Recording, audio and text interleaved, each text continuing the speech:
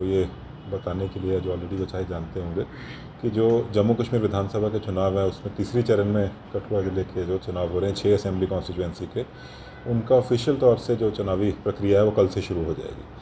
कल सुबह चुनाव को नोटिफाई कर दिया जाएगा 6 की 6 असेंबली कॉन्स्टिट्यूंसी में, और कल से ही नॉमिनेशन जो नामांकन भरना है उसकी प्रक्रिया शुरू होगी। ये कल से लेकर 12 तारीख तक 12 सितंबर तक नॉमिनेशन भरा जा सकता है, सुबह 11 बजे से लेकर दोपहर के 3 बजे तक, किसी भी दिन सिवाय जिस दिन कोई सरकारी छुट्टी है उसके अलावा।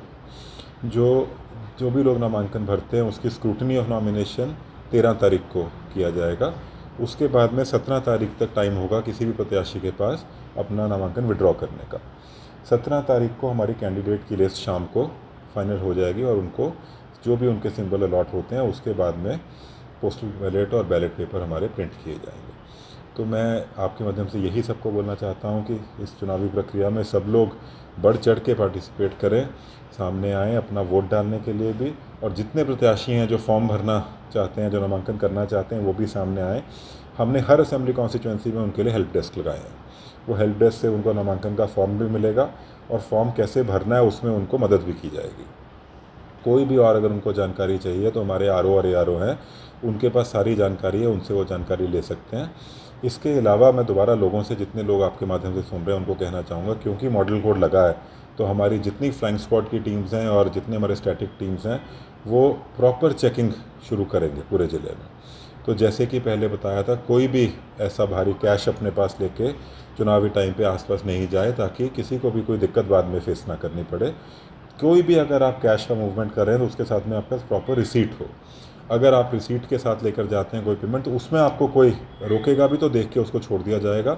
बट कोई भी ऐसा पैसों का ट्रांजैक्शन या किसी और ऐसी चीज़ का, किसी भारी मात्रा में किसी और बड़े सामान का, कोई ज्वेलरी लेकर जाता है, कोई और जो है सामान लेकर जाता है जिसके पास कोई रिसीट नहीं हो, तो उसको उस टाइम पे जब्त किया जाएगा और उसको छुड़वाने की एक प्रॉपर प्रक्रिया होगी। तो अपने आप को कठिनाई से बचाने के लिए हर चीज़ की रिसीट साथ लेकर ही जाए सब। ईवीएम्स वगैरह को डिस्पैच करने का प्रोसेस क्या है? ईवीएम्स हमारे 704 पोलिंग स्टेशन होंगे इस बार पूरे 6 कॉन्स्टिट्यूंसी में। ये 704 पोलिंग स्टेशन में डिस्पैच की प्रक्रिया जो है वो 29 और 30 तारीख को हम लोग डिस्पैच करेंगे। 1 तारीख को, 1 अक्टूबर को हमारा चुनावी तारीख है, तो 29 तारीख को और 30 तारीख को सारे ईवीएम पोलिंग स्टेशन में पहुँचाए जाएंगे। 8 तारीख को काउंटिंग सारी की सारी जीडीसी कठुआ में 6 की 6 असेंबली कॉन्स्टिट्यूंसी की इधर ही होगी। जितनी 6 कॉन्स्टिट्यूंसी है उसमें अगर कॉन्स्टिट्यूंसी पे बता दिए टोटल वोटर कितने हैं और कितने पोलिंग स्टेशन है पता चलेगा। कॉन्स्टिट्यूंसी वाइज वोटर हम जो अभी डिटेल प्रेस नोट आपको देंगे उसमें शेयर करेंगे।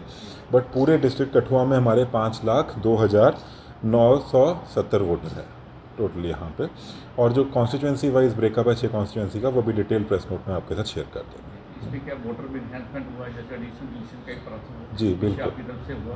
हमारे अभी आप जानते हैं पार्लियामेंट्री इलेक्शन अभी रिसेंटली 3-4 महीने पहले ही हुआ है। पार्लियामेंट्री इलेक्शन से तकरीबन हमारे 8,000 वोटर बढ़े हैं, जो कि एक बहुत ही अच्छा नंबर है। 8,000 वोटर में ये वो लोग हैं जो अभी 18 साल की उम्र जिनकी हुई है, नए वोटर हमारे बने हैं, या कुछ ऐसे लोग जो पहले वोटर नहीं थे और अभी उन्होंने फॉर्म भरा है। कुछ इसमें लोग डिलीट भी हुए हैं, कई लोग बाहर शिफ्ट कर जाते हैं, कुछ लोगों की मृत्यु हो जाती है, कुछ लोग किसी और कॉन्स्टिट्यूंसी में शिफ्ट कर जाते हैं। टोटल हमारा पिछले 4 महीनों में 8,000 के करीब वोटर का इंक्रीज है। सर कितने पोलिंग स्टेशन पे वेबकास्टिंग इस बार होने जा रही है? हमारे 704 में से 352 पोलिंग स्टेशन पे वेबकास्टिंग होगी ही होगी।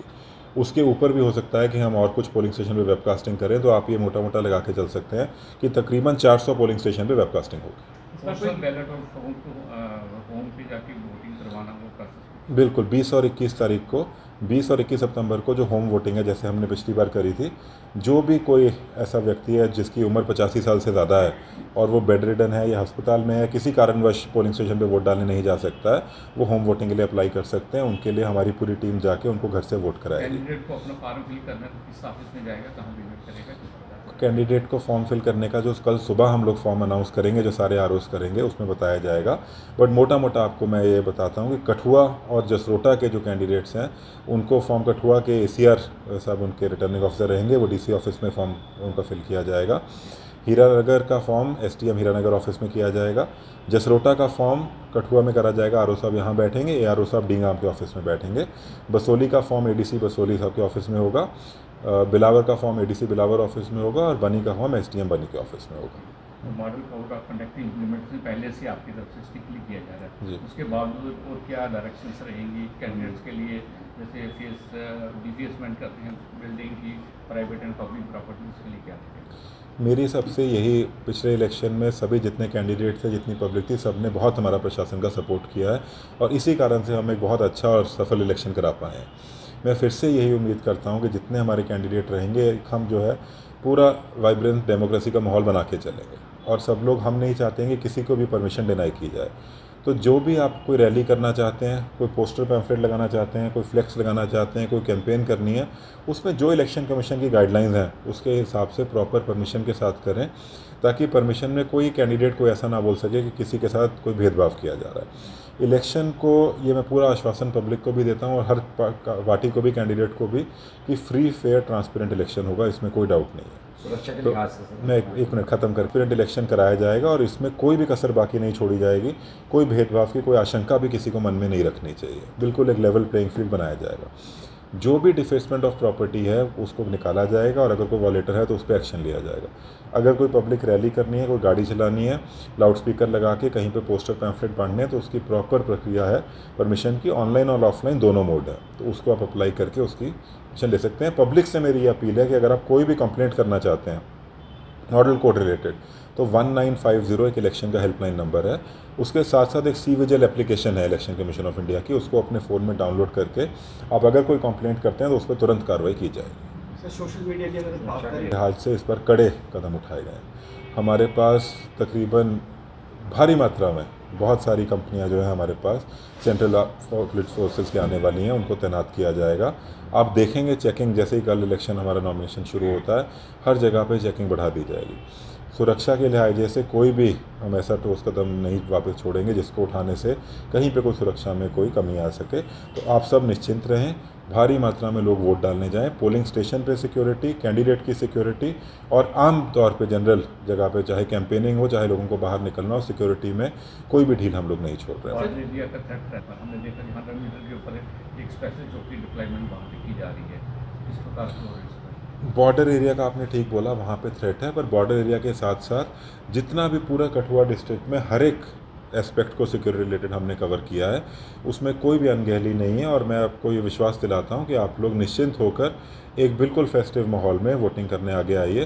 सुरक्षा के लिहाज से जो कदम उठाने चाहिए हमने उससे 2 कदम आगे ही उठाए। सर, डिस्ट्रिक्ट में कितने टोटल पोलिंग स्टेशन सेंसिटिव या हाइपर सेंसिटिव है? ये अभी डिक्लेयर, इसके बाद की अभी प्रक्रिया शुरू हुई है, कुछ और 2 हफ्ते लगते हैं इसमें, उसके बाद में इसको हम लोग डिक्लेयर करेंगे। इसके अलावा मॉडल पोलिंग स्टेशंस भी रहेंगे कुछ यहाँ पे फीमेल एम्प्लॉयज या यूथ? बिल्कुल रहेंगे। हमारे 18 पोलिंग स्टेशन, हर असेंबली कॉन्स्टिट्यूंसी में 3 पोलिंग स्टेशन ऐसे रहेंगे।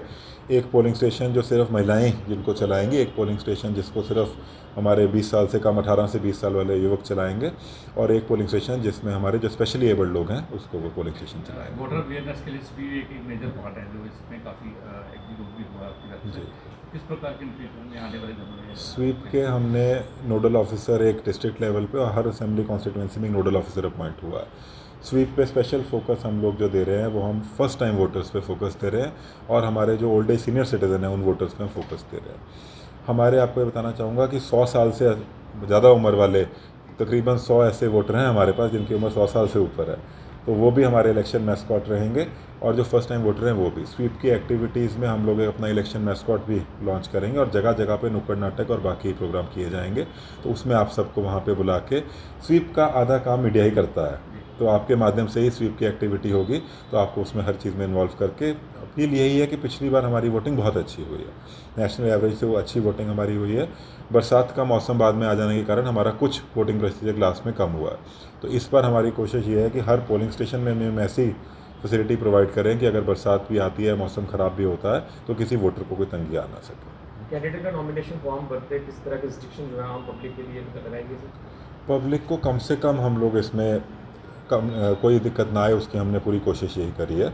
पब्लिक से सिर्फ इतनी अपील है कि जो ऑफिस मैंने 6 बताए जहां नॉमिनेशन भरा जाएगा, वहां पे 11 बजे से लेकर 3 बजे के बीच में उसके सामने जो रोड है वहां से गाड़ियों का रिस्ट्रिक्शन किया जाएगा मूवमेंट। किसी भी ऑफिस में जहां नामांकन भरा जा रहा है, नॉमिनेशन हो रहा है, वहां पे 5 गाड़ी और 5 व्यक्ति और 3 गाड़ी से ऊपर नहीं आ सकते हैं लोग। तो उस 4 घंटे के लिए 11 से 3 बजे के बीच में जो रिस्ट्रिक्शन सामने सड़क पे रहेगा, उसमें भी हम लोग कोशिश ये करेंगे किसी को कोई अल्टरनेट रूट आए, किसी को कोई जो है तंगी का महसूस ना किया जाए। 6 दिन की ही बात है, तो उसके बाद में नॉमिनेशन पे रिस्ट्रिक्शन हटा दिया जाए। लास्ट वीक मीडिया कवरेज की बात आती है, लास्ट टाइम तो जो नॉमिनेशन फाइल होता है उसमें अंदर लो नहीं किया जाता, आपको क्या इस बात ये तो इसके बिना इसके पूछ लो ना, मैं आपको